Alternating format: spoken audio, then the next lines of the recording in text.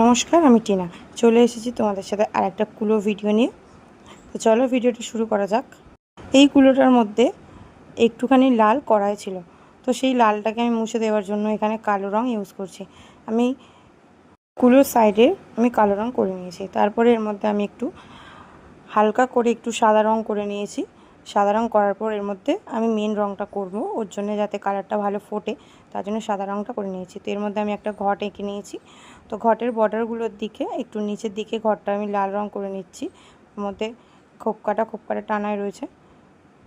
দেখো আমার ঘরটা আঁকা পুরোপুরি হয়ে গেছে।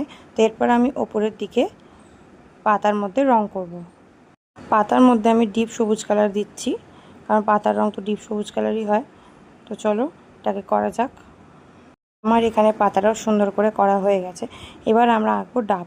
তো ডাবটার মধ্যে যেই কালারটা হয় আমি সেই কালারটাই করেছি, কিন্তু আমি জানি না কেন আমার ক্যামেরাটা এরকম কালার দেখাচ্ছে। একটু ফ্যাকাশে ফ্যাকাশে মনে হচ্ছে, আকাশি কালার মনে হচ্ছে, কিন্তু আকাশি কালার না, এটা সবুজই কালার ছিল, মানে হালকা সবুজ কালার ছিল। হালকা সবুজ কালারটা এখানে একটু এরকম আকাশি কালার দেখাচ্ছে। তো চলো ডাবটাকে করা যাক। তারপরেও আমি কালারটা আনার জন্য হালকা একটু সবুজ সবুজ কালার দিয়ে চারিদিকটা করার চেষ্টা করছিলাম, যাতে ক্যামেরাতে ভালো কালারটা আসে, কিন্তু তাও আসছিল না, সেই একই কালারে দেখাচ্ছিল। তো দেখো ডাবটাও আমার এখানে পুরোপুরি আঁকা কমপ্লিট হয়ে গেছে। আমার এখানে ডাবটা আঁকা হয়ে গেছে। তো কলসিটার মধ্যে একটু বর্ডার দেব, কালো কালার দিয়ে বর্ডার দিয়ে তারপর আমি একটু এর মধ্যে সাদা কালার দিয়ে ডিজাইন করব।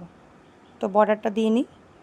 তো এবার আমি পাতাটা একটু সৌন্দর্য দেওয়ার জন্য এক সাইড কালো এবং কালো কালার দিয়ে মাঝখান থেকে কিছু লাইন টেনে নিয়েছি। তো দেখো দেখতে কীরকম লাগছে। তো চলো এর পরেরটা করা যাক। আমাদের সাথে কথা বলতে বলতে আমার কুলোটা রেডি হয়ে গেছে। তো দেখো এই হলো আমার কুলোর ফাইনাল লুক। তো কেমন হলো অবশ্যই জানিও।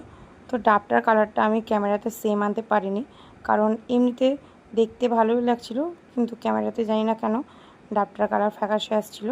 তো এটাই হলো আমার কুলোর ফাইনাল লুক। তো কেমন লাগলো অবশ্যই জানিও। টাটা।